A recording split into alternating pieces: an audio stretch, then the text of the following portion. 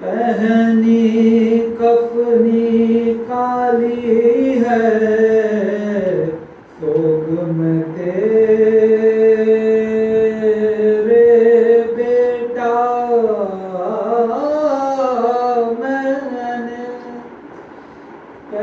دامنی کفنی کالی ہے، بھورے بالوں والے آجا، جھولا تیرا خالی ہے۔ کہتی تھی بانو محمد والے محمد صلوات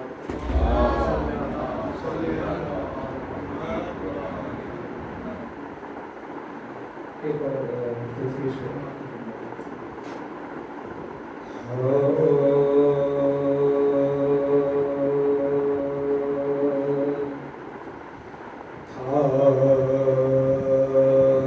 حکم یہ یزید کا پانی بشر پیے، حکم یہ یزید کا پانی بشر پیے، گھوڑے پیے سوار پیے اور شتر پیے، جو تشنہ لب جہاں کے ہیں، سب بے خطر پیے، جو تشنہ لب جہاں سے ہے، سب بے خطر پیے، یہاں تک کہ سب چرند و پرند آن کر پیے، کافر بھی کر پیے تو نہ تو من کیجیو، کافر بھی کر پیے تو نہ تو من کیجیو، پر فاطمہ کے لال کو پانی نہ دیجیو، حکم یہ جدید پر محمد والے محمد صلوات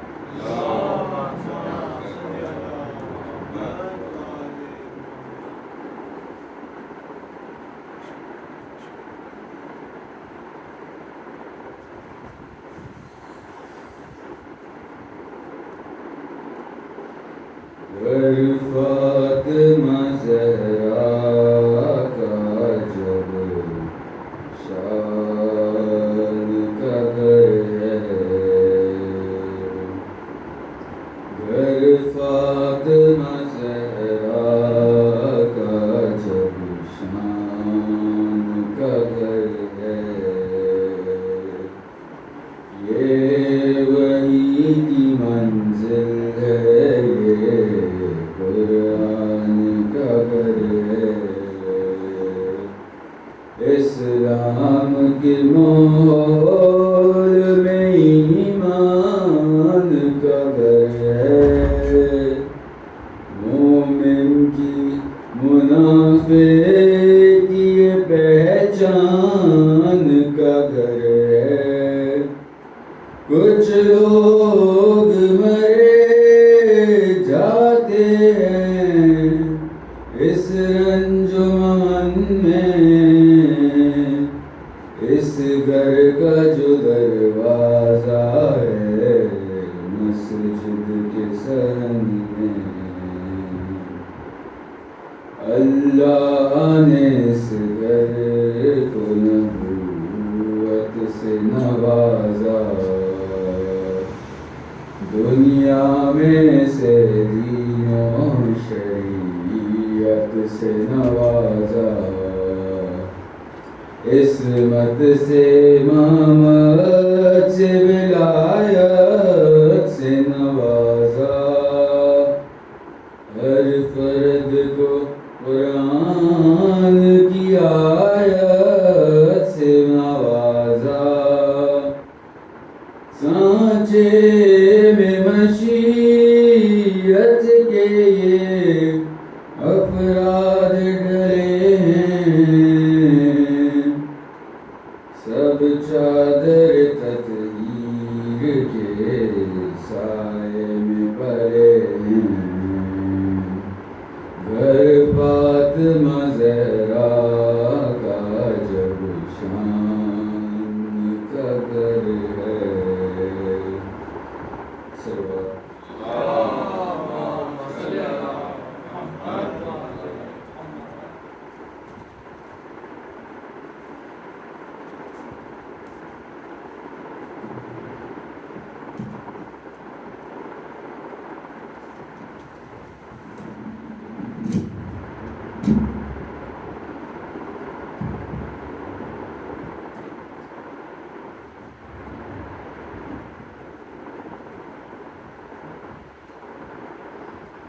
بسم اللہ الرحمن الرحیم، بلند صلوات۔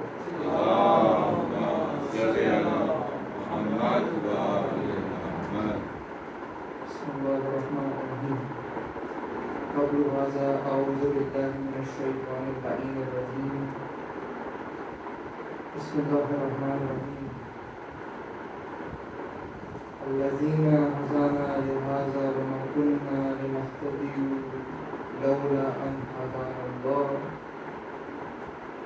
الحمد لله الذي جعلنا من المتمسكين بولاية سيدي ومولاي باب العلم وراس الحلم أمير المؤمنين علي بن أبي طالب بلند صلوات۔ اللهم صل على محمد وآل محمد۔ معزز سامعین، ماشاءاللہ زیادہ جوان تشریف فرما ہے یہاں پہ۔ آپ لوگوں نے سرنامہ کلام میں یہ دیکھا ہوگا کہ میں نے بسم اللہ الرحمن الرحیم کی پہلے تلاوت کی، اس کے بعد میں نے اعوذ باللہ من الشیطان الرجیم بولا۔ اصولاً اعوذ باللہ بولنا پہلے واجب ہے، یہ مستحب ہے، اس کے بعد بسم اللہ بولنا واجب ہے، کیونکہ بسم اللہ ایک آیت قرآنی ہے، اور جو بھی آیت قرآنی کے بیچ میں، ایک آیت اور دوسری آیت کے بیچ میں آپ کوئی اور ایڈیشن نہیں کر سکتے، کوئی اور چیز اضافہ نہیں کر سکتے، کیونکہ سرنامہ کلام تھا تو اس کے اندر یہ واجبت ختم ہوتی ہے، کیونکہ میں قرآن کی مسلسل تلاوت نہیں کر رہا ہوں۔ اس طرح ہمیں یہ معلوم ہوتا ہے کہ اگر ہم ایک محبت کا اعلان پہلے کر دیں اور ایک چیز سے دوری اور نفرت کا اعلان بعد میں کریں تو ایک معیوبیت اور ایک معیوب کیفیت تعلیم جائے گی، اور یہ صرف انسان کی خصلت یا انسان کے ایک جگہ کی تہذیب و ثقافت میں نہیں ہے، بلکہ خدا کے نزدیک بھی یہی ایک طریقہ ہے کہ پہلے آپ ایک چیز سے برات کا اعلان کریں گے، یعنی ایک چیز سے دوری کا اعلان کریں گے، پھر دوسری چیز پاک چیز میں سے قربت کا اعلان کریں گے، اور اس برات اور دوری کے اعلان کو تبرہ کہا جاتا ہے۔ ہمارے یہاں تبرہ کسی کو برا بھلا بولنے سے منسلک کر دیا گیا ہے، ایسا نہیں ہے کہ تبرہ صرف یہیں پہ ختم ہوا ہے، بلکہ تبرہ اعوذ باللہ من الشیطان اللعین الرجیم بولنا بسم اللہ الرحمن الرحیم سے پہلے یہ تبرہ ہے، یہ سمجھ لیں کہ وہ دریا کا بہتا ہوا پانی ہے جس سے کہ آپ ایک گندے برتن کو دھو لیں تو وہ پاک ہو جائے. وہ پاک ہو جائے تو آپ اس کے اندر پاک چیز داخل کر کے اس کو تناول فرما سکتے ہیں, کھا سکتے ہیں. تبرہ یہ نہیں کہ آپ صرف امیر المومنین کے قاتلوں پہ لعنت کریں, مگر یہ بنیاد تبرہ. اس کے بغیر تبرہ نہ قبول ہو سکتا ہے نہ قبول کیا جا سکتا. تبرہ کا یہ مطلب ہے کہ آپ سب سے پہلے شیطان پہ لعنت بھیجیں, یعنی کہ اعوذ باللہ پڑھیں. اس کے بعد آپ بسم اللہ لیں, یعنی کہ اللہ کا نام لیں. اس کے بعد ہم دیکھتے ہیں کہ ذات وارثہ کے اگر ہم سلسلے کے حساب سے چلیں تو آدم علیہ السلام کے اور ان کے پاک پیٹوں کے, ان کے پاک بیٹوں ان سے محبت کا اعلان کیا جاتا ہے. سب سے پہلے السلام علیکم وارث آدم صفوۃ اللہ. تو اسی حساب کو لیتے ہوئے کہ قول معصوم ہے, میں کہ چلو تو سب سے پہلے ہمیں قابیل پہ لعنت کہتی ہوں, اس کے بعد ہم حابیل سے محبت کر سکتے ہیں جس کو بے گناہ قتل کیا گیا. تو یہ گویا حضرت آدم کی محبت ہمارے دل میں داخل ہو. پھر آتا ہے حضرت نوح کا ذکر, السلام علیکم نوح وارث نوح نبی اللہ. اب ہم حضرت نوح کے ان لوگوں پہ جو ان کے خلاف تھے ان پہ لعنت کریں گے, ان سے برات کریں گے, ان سے دوری اختیار کریں گے, تو جا کے حضرت نوح کی محبت دل میں داخل ہوگی اور ہم کشتی نوح میں سوار ہو سکیں گے. پھر آ جاتی ہے باری جناب ابراہیم علیہ السلام, السلام علیکم وارث ابراہیم خلیل اللہ. تو اب ہم نمرود پہ جب لعنت کریں گے صرف تب ہی ہم حضرت ابراہیم علیہ السلام سے محبت کر سکیں, کیونکہ یہ دو متضاد شخصیات ہیں. کوئی بھی ایسی چیز جو نمرود کے اندر ہے, جو نمرود کے اندر خامی ہے, وہ خامی حضرت ابراہیم میں موجود نہیں ہے. یا پھر کہا جا سکے جو حضرت ابراہیم کی کوئی بھی خوبی ہے وہ نمرود میں موجود نہیں ہے. اسی طرح آگے بڑھ کے آپ کے پاس آ جاتا ہے حضرت موسیٰ علیہ السلام کا ذکر, السلام علیکم وارث موسیٰ کلیم اللہ. جب تک فرعون سے ہمیں دشمنی نہیں ہو, جب تک ہم فرعون کے خلاف نہ ہوں, تب تک ہم حضرت موسیٰ سے کیسے محبت کر سکتے ہیں؟ یہ ممکن نہیں ہے, خدا کے نزدیک ممکن نہیں ہے. کیونکہ جس کو خدا لعنت کر رہا ہے اس کو ہمارا لعنت کرنا فرض ہے, واجب. پھر آ جاتی ہے بات حضرت عیسیٰ علیہ السلام کی. اب حضرت عیسیٰ علیہ السلام کے زمانے میں حضرت عیسیٰ علیہ السلام کے دو دشمن تھے, ایک یہودی تھے اور ایک رومنس تھے. ان سے ہمیں دوری اختیار کرنی ہے اور حضرت عیسیٰ علیہ السلام کو سلام دے رہے ہیں. آخری نبی رحمۃ اللہ عالمین رسول اللہ صلی اللہ علیہ وسلم, مولا حسین علیہ السلام کو رسول اللہ کا وارث کیا, مخاطب کیا گیا, السلام علیکم وارث محمد حبیب اللہ. اب رسول اللہ کے دشمن بھی متعدد ہیں. کسی بھی ایک نبی کے جتنے دشمن اس نبی کے زمانے میں تھے, اس نبی سے زیادہ دشمن رسول اللہ کے زمانے میں. اس کی وجہ ہے کیونکہ رسول اللہ کے سب سے بڑے پیغمبر ہیں, لہٰذا امتحان سب سے زیادہ مشکل ہے.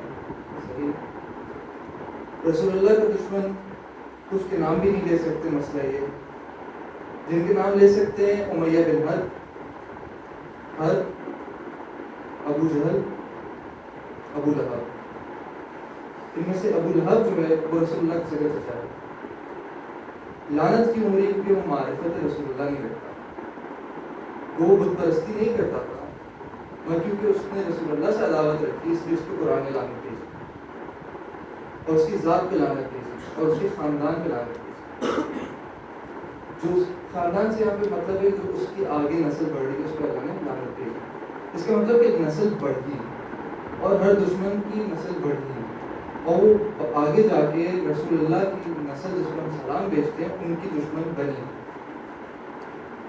آپ سب لوگ ان حقیقتوں سے آشنا ہیں, آپ سب لوگوں کو پتہ ہے کون لوگ ہیں, نام نہیں لے سکتے.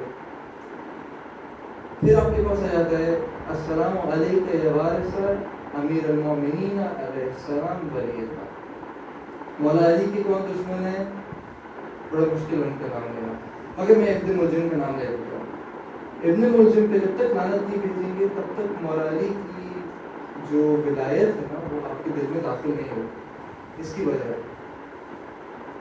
جو دل ہے اس کے اندر اگر کچھ غلط موجود ہے جو کہ محبت ہے کسی غلط انسان کی، کسی غلط چیز کی، تب تک وہ دل ایک ناپاک پیالے کی طرح ہے جس میں جتنا بھی آپ پاک صاف کسی جانور کا دودھ یا کوئی بھی پاک صاف طریقے سے بنی ہوئی غذا ڈالیں وہ آپ کے لیے کھانا حرام ہے، آپ کھا نہیں سکتے چاہے جو بھی کہتا جتنا بھی ڈالیں تک اس کو پاک صاف پانی سے نہیں دھوئیں گے، جیسا کہ میں نے بولا کہ پانی کا نام تبرہ ہے، اس بہتے ہوئے پانی کا، تب تک آپ اس سے تناول نہیں کر سکتے۔ یہ بات ہو گئی تبرہ کے حساب سے کہ ہمیں کن سے عداوت رکھنی ہے۔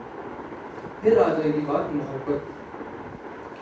محبت ہمیں رکھنی ہے ان سے جن سے اللہ نے محبت رکھی اور جن سے رسول اللہ نے محبت رکھی۔ میں حوالے کے ساتھ بات کرتا ہوں اللہ، اور ادھر بھی ایک بہت دقیق پہلو ہے، ادھر بھی ایک بہت باریکی ہے کہ یہ کون بول رہا ہے اور کس سے نقل کر کے بول رہا ہے اور کس کے بتانے سے پہلے بول رہا ہے۔ حدیث قصہ میں جیسا کہ آپ جانتے ہیں کلام سید ہے، یہ ایک شان نزول ہے، ایک حدیث ہے، حدیث نبوی بھی ہے، اور ایک آیت ہے اور کلام خدا بند ہے۔ اس کے اندر آپ کو جتنی بھی ہدایت کے سامان ہیں، مثلا ہمارے یہاں ہدایت کس کو مانا جاتا ہے؟ ہمارے یہاں ہدایت مانا جاتا ہے اللہ کا کلام قرآن شریف سب سے پہلی ہدایت، دوسری چیز احادیث رسول اللہ و اہل بیت، تیسری چیز عقل۔ ادھر تینوں چیزیں ایک ہی جگہ پہ موجود ہیں۔ حدیث قصہ کو ہم روزانہ سنتے ہیں، ہر مسجد سے پہلے سنتے ہیں، ماشاء اللہ اس نے پڑھی، مگر اس کے اندر کچھ ایسی چیزیں جو ہمیں سمجھنے کی ضرورت ہے، تب جا کے ہم اہل بیت سے قریب ہوتے ہیں۔ جب اللہ حدیث قصہ میں حدیث قدسی کے ذریعے قرآن کی آیت نہیں بلکہ ایک قرآن کو سمجھانے کے لیے جو ایک چیز ساتھ میں نازل کی جاتی ہے اس کو کہتے ہیں، اس نے فرمایا انی ما خلقت السماء مبنیہ ولا ارضا مردیہ ولا فلک یسری ولا بحر یجور ولا فلک یسری الا فی محبتی ہؤلاء الخمسہ الذین هم تحت الکساء۔ وہ ہؤلاء الخمسہ جنہیں کہہ رہے ہیں یعنی کہ وہ جو پانچ ہیں، الذین، اب عربی کے اندر الذی کا مطلب ہے لوگ، کوئی سے بھی لوگ، مگر جو کہا جائے الذین اس کا مطلب ہے میرے لوگ، مطلب کہ اللہ ان کو اپنا رہا ہے اور اپنا بتا رہا ہے۔ وہ میرے لوگ جو تحت الکساء ہیں یعنی کہ چادر کے نیچے، کس چادر کے نیچے؟ چادر تطہیر کے نیچے، وہ کسائے یمانی جو بی بی نے رسول اللہ کو لا کے دی۔ اب اس موقع میں یہ بی بی نے فرما دیا کہ اللہ نے یہ بولا، کس سے بولا؟ جب جبرائیل نے سوال کیا کون ہے چادر کے نیچے، اس سے پہلے اللہ نے یہ فرمایا، جبرائیل سوال کرتے ہیں کون ہے چادر کے نیچے، تو اللہ تعارف کرواتا ہم فاطمۃ و ابوہا و بالہا و بنوہا۔ یہاں پہ تعارف کروانے کا جو ذریعہ وہ بدل جاتا ہے۔ یہاں پہ جب محبت کی بات کی جاتی ہے تو کی جاتی ہے بیوی کے ذریعے سے۔ تو اللہ نے جو محبت فرمائی تو سب سے پہلے بیوی کو رکھا اور اس کے بعد ان کے والد، ان کے شوہر اور ان کے بیٹے، یہ اللہ نے فرمایا۔ یہ ہو گئی حدیث قدسی۔ اس کے بعد جبرائیل علیہ السلام ایک آیت لے کے نازل ہوتا ہے اور پھر چادر میں جاتا ہے اور رسول اللہ کے اوپر وہ آیت نازل کرتا ہے۔ فقال جبرائیل لأبی انما یرید اللہ لیذهب عنکم الرجس اہل البیت ویطہرکم تطہیرا۔ اللہ یہ چاہتا ہے کہ آپ اہل بیت سے رجس کو دور کریں اور آپ کو طاہر اور طیب کر دیں۔ اس کا کیا مطلب ہے؟ رجس کا جو ایک براڈ ورڈ ہے، اس کی بہت وسیع چیزیں اپنے اندر سمیٹ لیتا ہے یہ لفظ۔ اس کا مطلب کیا؟ اس کا مطلب کہ اختلاف جو کہ آپس میں ہو وہ اہل بیت سے دور، وہ اہل بیت میں نہیں ہو، کوئی ایسی دنیاوی غلاظت کوئی موجود نہیں، جو ایسے لوگ جن کا کہ حسب یا نسب خراب ہو وہ اہل بیت سے دور ہیں، نہ ان میں سے ہیں نہ ان کے پاس رہ سکتے۔ لہٰذا کچھ چیزیں وہیں پہ دور ہو گئی ہیں، کچھ لوگ یہ ایک محبت کا اعلان ہے۔ پھر رسول اللہ صلی اللہ علیہ وسلم کی حدیث شروع ہوتی ہے۔ اس حدیث میں رسول اللہ نے اپنے آپ کو کچھ جگہوں پہ پہلے رکھا، اپنا ذکر پہلے کیا، پھر اہل بیت کا کیا، اور پھر کچھ جگہوں پہ اہل بیت کا ذکر پہلے کیا ہے اور اپنا بعد میں کیا۔ وہاں پہ مثلا جب کوئی ان کو نقصان پہنچائے تو وہ مجھے نقصان پہنچاتا ہے، یہ نہیں کہا رسول اللہ، بلکہ رسول اللہ نے کیا فرمایا؟ رسول اللہ نے فرمایا مجھے نقصان پہنچتا ہے جب کوئی ان کو نقصان پہنچاتا ہے، مجھے تکلیف ہوتی ہے جب کوئی ان کو تکلیف پہنچاتا ہے۔ یوزینی ما یوزینی، اپنے آپ کو پہلے رکھا ہے پھر ان کو، مگر جب محبت کی بات ہوئی تو بیوی کو اور ان کے خاندان کو پہلے، کہ جو ان سے محبت کرے وہ مجھ سے محبت کرتا ہے، جو ان سے محبت کرے وہ مجھ سے محبت کرتا ہے، یعنی کہ جب تک ان سے محبت نہیں ہوگی مجھ سے محبت نہیں ہوگی، اور جس کو ان سے دشمنی ہوگی تو پہلے میں کھڑا ہوں ان سے دشمنی ہوگی، یہ رسول اللہ نے فرما دیا۔ آگے چل کے ہم یہ دیکھتے ہیں کہ آیت تفسیر نازل ہوئی اور اس کے بعد جو ہے ایک مکالمے کا سلسلہ شروع ہوا۔ مولا علی علیہ السلام، رسول اللہ اور بیوی یہ سب بتا رہی ہیں جابر بن عبداللہ علیہ السلام۔ اب محبت کا مطلب کیا؟ رسول اللہ نے تو بتا دیا، اب ہم کیا اس طرح محبت کر سکتے ہیں اہل بیت سے جس طرح رسول اللہ محبت کرتے تھے؟ ممکن نہیں، کیونکہ رسول اللہ ایک معصوم ہے اور معصوم سے محبت کر رہے ہیں۔ اس دنیا کے اندر، اس دنیا، اس کائنات کے اندر، اس پورے جہان، عالم یا عالمین کے اندر جو محبت سب سے زیادہ اسٹرانگ ہے، سب سے زیادہ طاقتور ہے، وہ اہل بیت کے درمیان کی محبت ہے یا اہل بیت کی اللہ سے محبت ہے، اس سے بڑھ کے کوئی اور محبت نہیں ہے۔ اور پھر اس کے بعد جو دوسرا درجہ محبت کا آتا ہے وہ ہے مومن کی اپنے مولا سے محبت،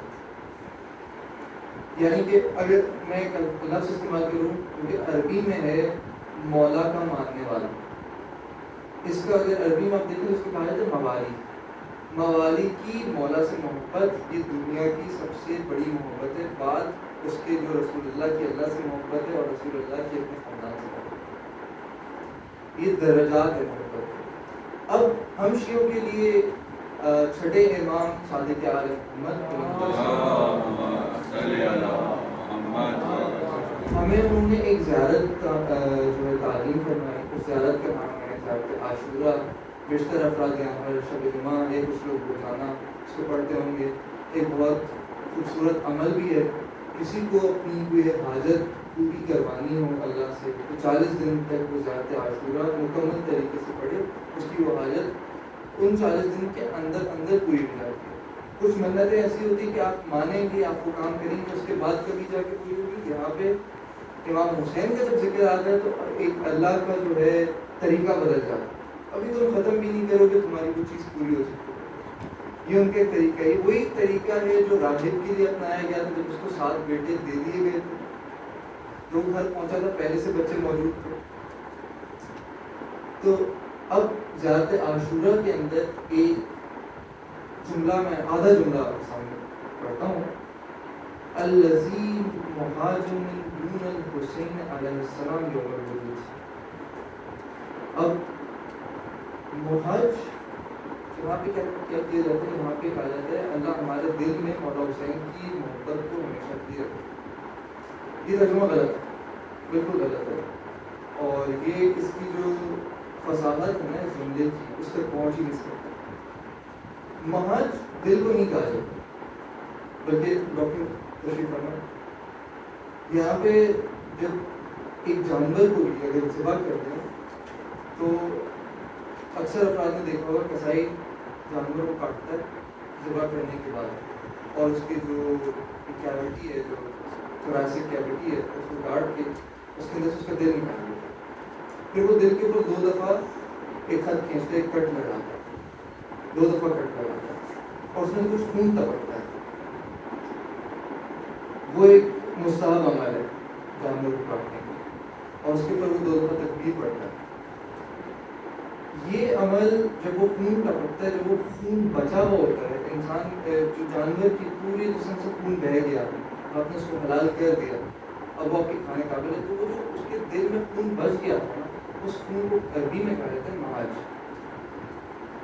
انسان کی جب موت واقع ہو اسی طرح سے انسان کے دل میں بھی وہ خون باقی رہ جاتا ہے، اور وہ خون کبھی بھی اس طرح نکلتا نہیں، وہ ہمیشہ اندر رہے گا، اور اس خون کو معاج کہا جاتا ہے۔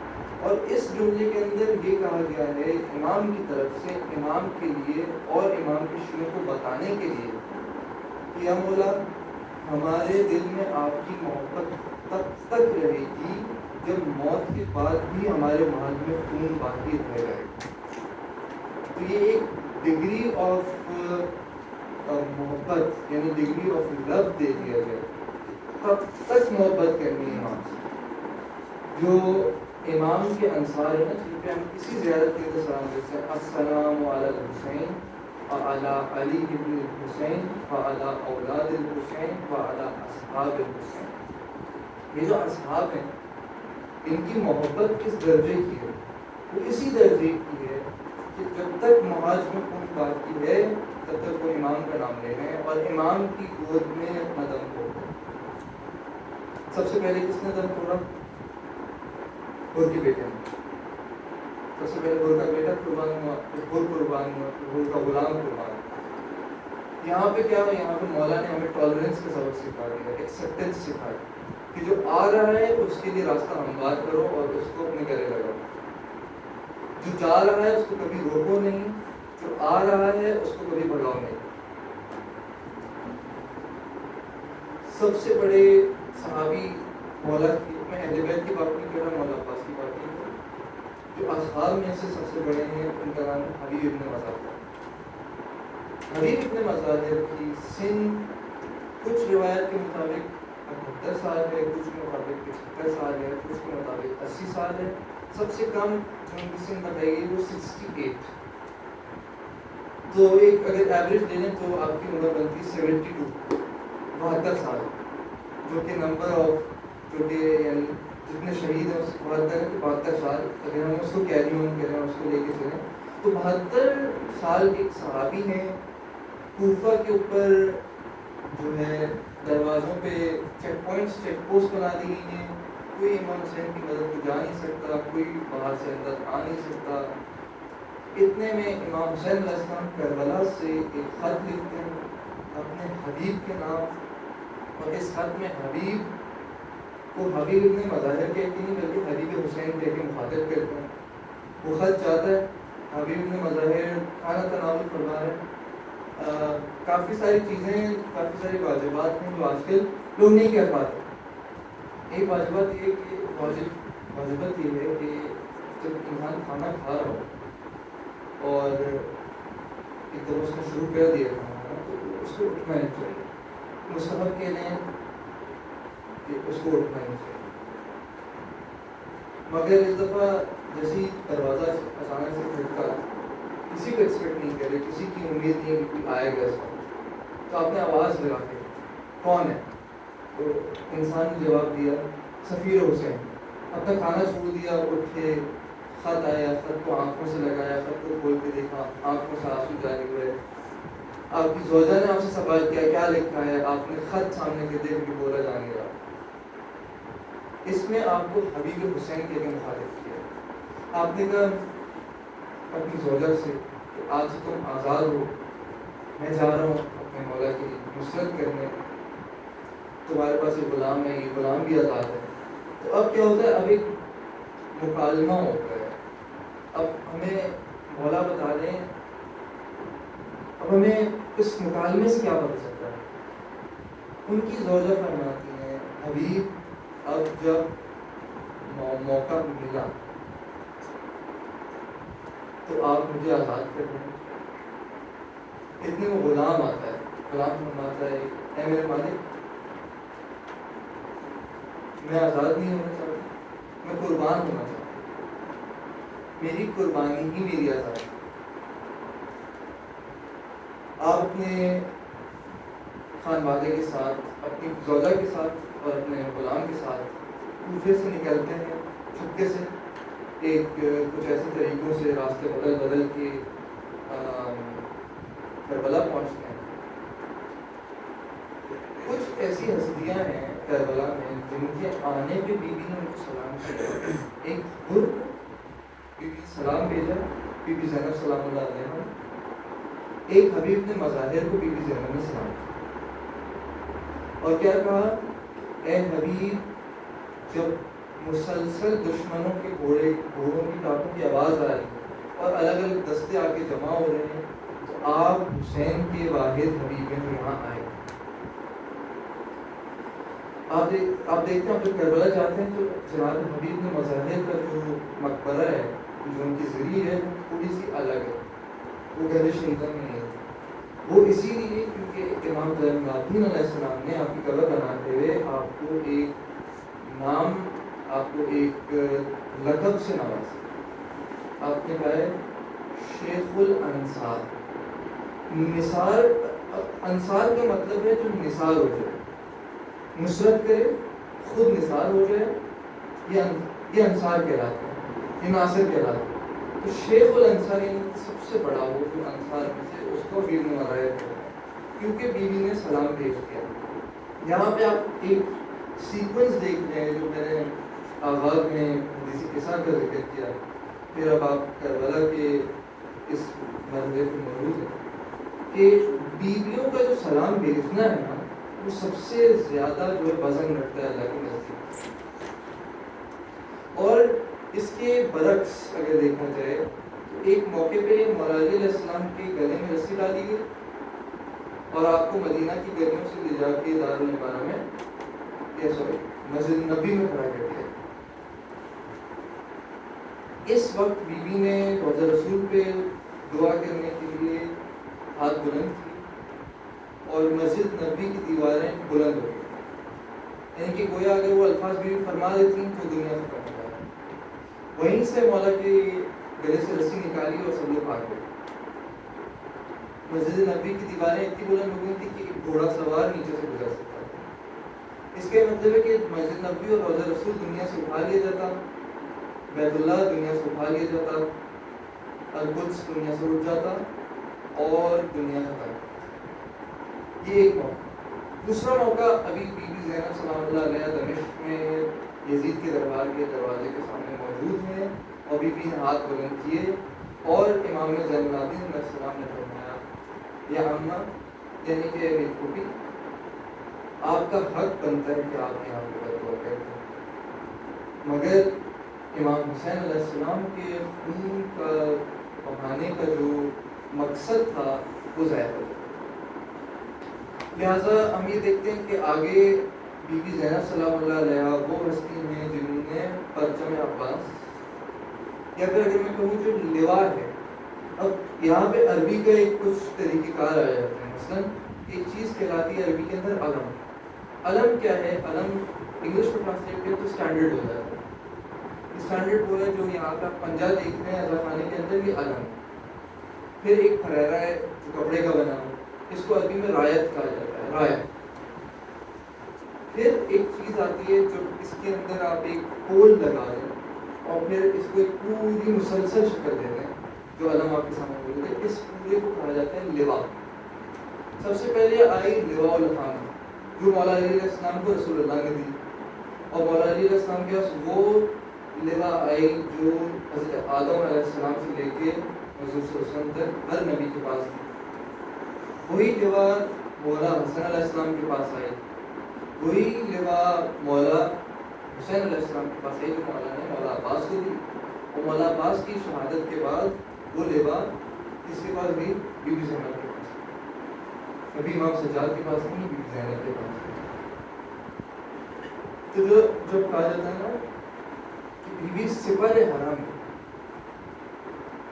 بی بی ہی وہ ہستی ہیں جو ڈھال بن کے سامنے آئی ہیں اور امامت کی موسنہ کہلائی ہیں۔ نہ صرف امامت کی موسنہ بلکہ سفیرہ حسین ہیں،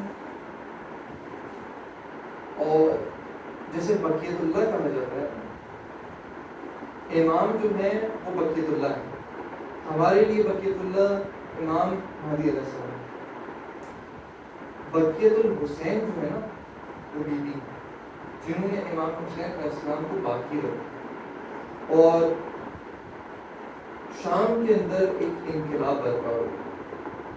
کوفہ میں پہلے بی بی نے ایک انقلاب برپا کیا، مگر آپ لوگوں کے جو ہے نا ایک خصلت ہے، ایک انداز ہے، ہر شہر کا ہر علاقے کا مختلف. کوفی کو ہیں جن کو پہلے سے پتا تھا، کچھ نے دھوکہ دیا، کچھ کو مار دیا گیا، کچھ کو شہید کیا گیا، کچھ کو بند کر دیا گیا. وہ ایک الگ چیز ہے، ان سب کو معلوم ہے. مگر شام وہ ہے جو مسلسل آدائے رسول اور آدائے آل محمد کے پاس ہے. آدائے آل محمد وہ ہیں جو امام کے دشمن ہیں، جو رسول اللہ اور اہل بیت کے دشمن ہیں، ان کے پاس ہی ہے. اسلام لانے سے پہلے بھی شام ان کے اکنامک کنٹرول میں تھا. اسلام آنے کے بعد جب ان لوگوں نے فتح کیا تو انہوں نے اپنے پاس ہی رکھا. لہٰذا ان کو معلوم ہی نہیں ہے، ان کو واقفیت ہی نہیں ہے کہ مولا علی کون ہے، بی بی کون ہے، امام حسن کون ہے، امام حسین کون ہے. یہ واقفیت دلوانا بی بی زینب سلام اللہ علیہ کا کام، وہ انہوں نے دلوائی. اور پہلی عزاداری کہاں ہوئی؟ پہلی مجلس کہاں منعقد کی گئی؟ شام کے اندر کی گئی. جہاں پہ کسی کو علی کا نام نہیں پتا تھا، وہاں پہ اب مولا علی کے فضائل اور امام حسین کے مسائل پڑھے جا رہے ہیں. پھر آپ ایک بہت امپورٹنٹ چیز دیکھتے ہیں کہ ہم شیعوں نے، معذرت کے ساتھ کہہ رہا ہوں کہ ہم سے ایک ظلم ہوا.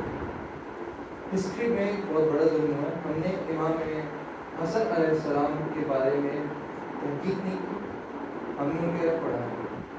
ہمیں امام حسین علیہ السلام کے بارے میں معلوم ہے، قطعاً وہ اتنا معلوم نہیں ہے کہ جتنا ہونا چاہیے، مگر پھر بھی کچھ نہ کچھ سگنیفیکنٹ رول رکھتا ہے. امام حسن علیہ السلام کون ہے؟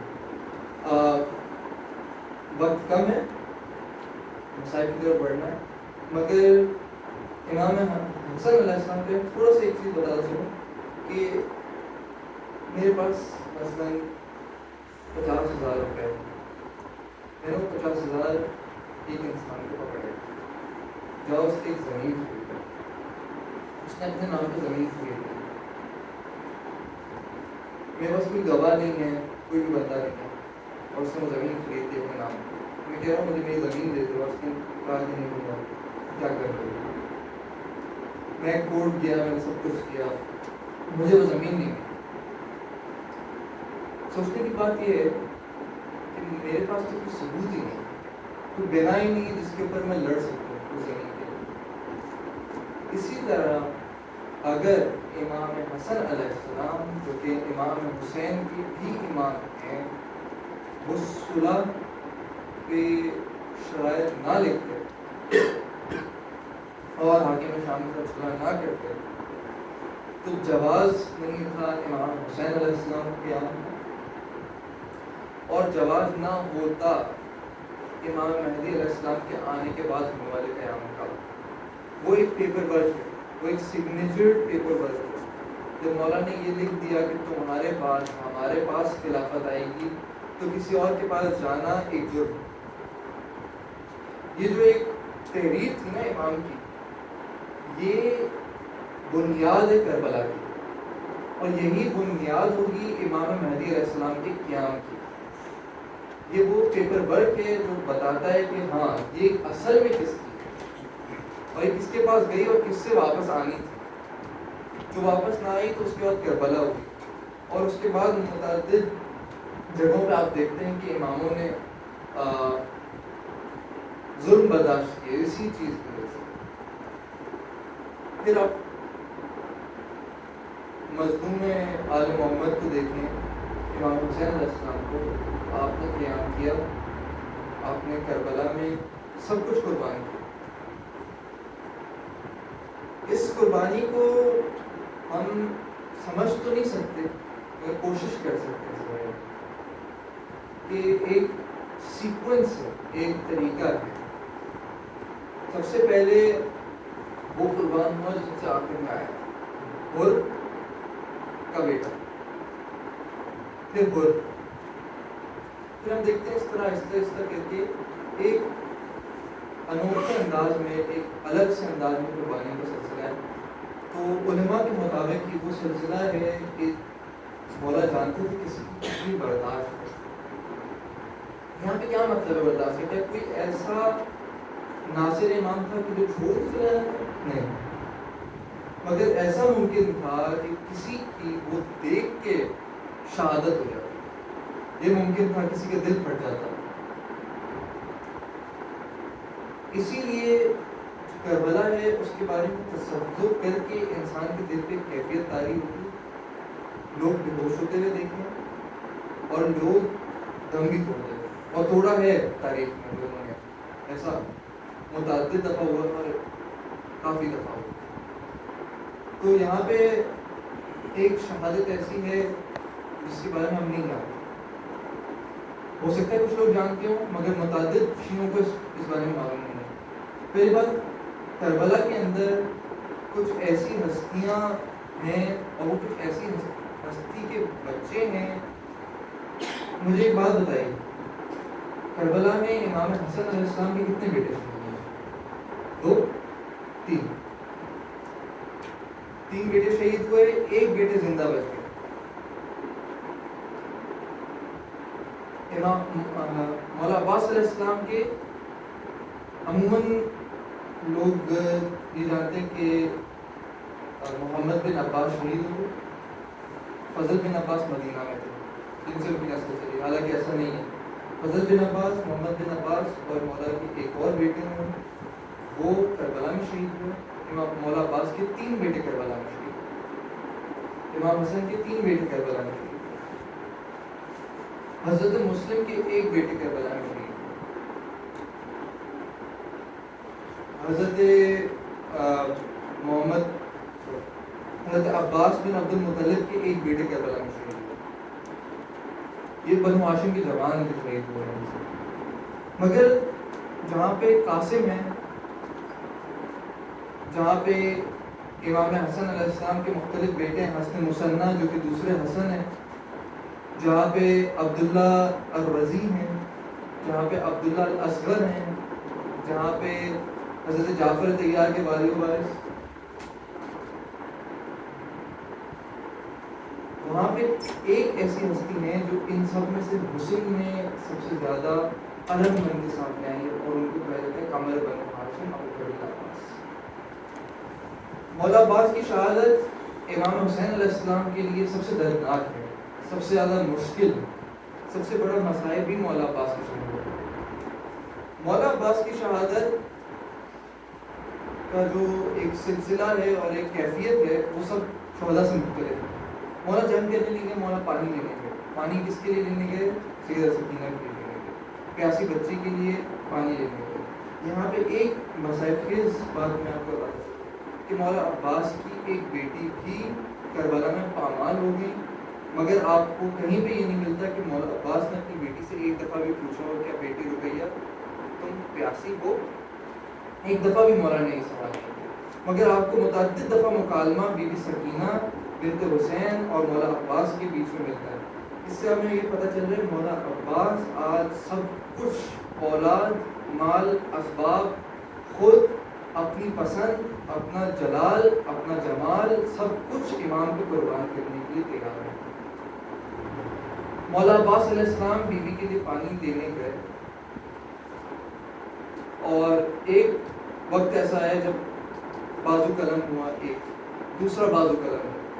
مولا نے ابھی تک علم کو سنبھالا ہوا ہے اور علم کو کون دیکھ رہے؟ بی بی سکینہ دیکھ رہے اور امید برقرار. بی بی سکینہ کی امید برقرار ہے. اس کا یہ مطلب ہے کہ ابھی بی بی زینب کا پردہ محفوظ ہے، بی بی زینب کی چادر محفوظ ہے. علم لڑکھڑایا، پھر بیوی نے دیکھا کہ علم پلٹ گیا. جب مشق کے اندر تیر لگا ہے نا مولا، اس کے بعد مولا نے اپنے گھٹنوں کے زور پہ گھوڑے کو موڑ دیا کیونکہ بازو تو کٹ چکے.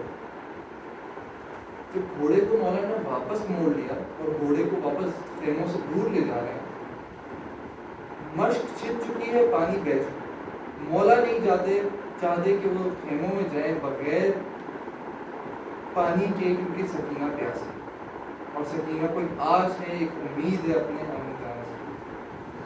مولا نے گھوڑے کا رخ موڑا ہے، مولا کی آنکھ میں ایک تیر لگا ہے، ایک لعین نے مولا کے سر پہ پیچھے سے گرز مارا ہے، مولا گھوڑے سے گرے ہیں۔ ابھی تک مولا نے نہ جانے کس طرح علم کو سنبھالا، علم سیدھا رہا، اور مولا کی شہادت واقع ہونے ہی والی ہے کہ امام حسین علیہ السلام پہنچتے ہیں اور اپنے بھائی کا سر، خون آلود سر اپنے گود میں رکھتے ہیں۔ ایک آنکھ میں، جیسا کہ آپ کو جانتے ہیں، مولا کی خون، ایک آنکھ میں تیر لگا، مولا منہ کے بل زمین پہ گرے ہیں۔ مولا نے کہا یا بھائی حسین، یہ بھائی کبھی نہیں بولا مولا نے بولا آقا حسین، میرے مولا حسین، میں معذرت چاہتا ہوں کہ میں سکینہ کے لیے پانی نہیں لا سکتا۔ یا مولا حسین، ایک دشواری دوں گا، آج تک میں نے کبھی آپ سے کوئی کام کرنے کو نہ بولا، مگر میرے بازو نہیں ہے، میں چاہتا ہوں کہ میں نے سب سے پہلے آپ کا چہرہ دیکھا تھا دنیا میں، آپ نے مجھے گود میں اٹھایا، میں چاہتا ہوں میں وہ چہرہ اپنی شہادت سے پہلے دوبارہ دیکھوں۔ مولا میری ایک آنکھ میں خون ہے، اس خون کو صاف کرو۔ مولا نے اپنی ابا کے دامن سے اس خون کو صاف کیا۔ مولا عباس نے اپنے مولا کی طرف دیکھا، ایک دفعہ روئے، ایک دفعہ مسکرائے تو پوچھا کہ کیا ہوا، پوچھا کہ مولا علی علیہ السلام مقتل میں، پھر مسکرائے، پھر پوچھا اب رسول اللہ مقتل میں آئے، مجھے لینے آئے، پھر ایک دفعہ مڑے اور شدید گریہ کیا مولا حسین علیہ السلام نے سوال کیا، کیا دیکھ رہے ہو عباس؟ کہا میں دیکھ رہا ہوں ایک بیوی جس کا پہلو شکستہ ہے، اپنی پسلیوں پہ ہاتھ رکھے ہوئے آئی ہے اور میرے سامنے ابا کا دامن پکڑا۔ یہاں پہ مولا حسین علیہ السلام نے ایک جملہ اپنے بھائی سے کہا، اے عباس، ساری زندگی تم نے مجھے مولا بلا کے ایک دفعہ، مولا عباس نے اس ایک دفعہ اپنے مولا، اپنے آقا کو اخی کہہ کے پکارا، اور مولا عباس علیہ السلام کی شہادت ہو گئی۔ یہاں پہ مصائب ختم کرنا ممکن نہیں، کیونکہ جتنی دفعہ امام نے 2 دفعہ شہداء کو پکارا ہے، تو ایک لاشا ایسا تھا جو سب سے زیادہ تڑپتا تھا، اس لاشے میں جنبش آ گئی، وہ مولا عباس کا لاشا، وہ لاشا تڑپا ہے۔ جب مولا نے حل من الناس انصرنا کی آواز دی ہے، کوئی ہے جو مدد کو آئے، تو وہ لاشا تڑپا ہے۔ جب بی بی سکینہ کو تماچا لگا ہے، تب اس لاشے میں جنبش آئی۔ جب بی بی زینب کے سر سے ردا چھینی گئی، تب اس لاشے میں جنبش آئی اور زمین پہ زلزلہ آ گیا۔ یہ وہ شہید ہے جن سے آس، امید، پردہ سب کچھ برقرار۔ یہ غیرت بنو ہاشم ہے جن کو شہید کر دیا۔ آپ کے سر کو کاٹا گیا اور آپ کے سر کو نیزے پہ چڑھانے کی بڑی کوشش کی گئی، مگر نیزے سے سر گر جاتا۔ علماء کہتے ہیں اس کی 2 وجوہات تھی۔ اول کہ یہ لواء حسین کے حامل تھے، یہ مولا حسین کی شکست کا اعلان ہو جاتا کہ اگر مولا حسین کا سپہ سالار ہی نیزے پہ ہو۔ دوسری یہ وجہ ہے کہ مولا عباس خود نہیں چاہتے تھے کہ سکینہ بار بار امن کے چہرے کو دیکھیں اور ان کو پانی آتا ہے۔ مولا عباس کے سر کو گھوڑے کی گردن کے ساتھ باندھا گیا اور شام لے جایا گیا۔ شام میں ایک بی بی کی شہادت ہوئی، اور اس شہادت کو علماء نے مولا عباس کی شہادت کے ساتھ ایک کنیکشن دیا گیا۔ وہ یہ ہے کہ مولا عباس نہیں چاہتے تھے کہ جب بی بی گزرے مقتل میں کہیں پہ بھی نہیں ہے کہ بی بی نے مولا عباس کے لاشے کی طرف کہیں ہو. بی بی کبھی بھی مولا عباس کی لاشیں کرتی ہیں، اس سے پہلے بی بی زینب علیہ السلام آ جاتی تھی بی بی کو اپنے سامنے کرتی. مولا عباس یہ نہیں چاہتے تھے کہ پیاری سکینہ امو کی وجہ سے گرین و مبتلا ہو، اور اس قدر محبت تھی اور اس قدر دل سے ایک تڑپ تھی، ایک جذبہ تھا کہ بی بی سکینہ نے جب زندان میں دم توڑا ہے تو اپنے امو کو یاد کیا، اپنے امو کو یاد کیا اور اس پیاس کو یاد کیا، جس پیاس پہ امام زین العابدین نے فرمایا کہ یہ وہ پیاس تھی جب انسان کا گوشت اس کی ہڈیوں سے الگ ہو گیا. اس قدر پیاس کا ایک درجہ تھا، اس قدر وہ کیفیت تھی کہ انسان رہ نہیں سکتا. وہ تو بنت حسین تھی تو جنہوں نے برداشت کر لیا، ورنہ ممکن نہیں.